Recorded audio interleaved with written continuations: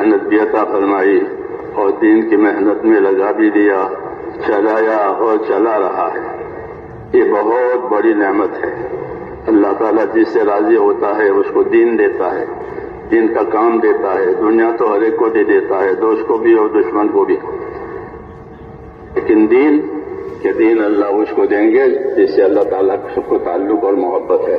اس اعتبار سے یہ ہمارے اوپر اللہ تعالیٰ کا خاص احسان ہے اور گویا ایک طرح کا انتخاب ہے کہ ہم کو اللہ تعالیٰ نے چنا ہے اور آگے کیا ہے اپنے کام میں۔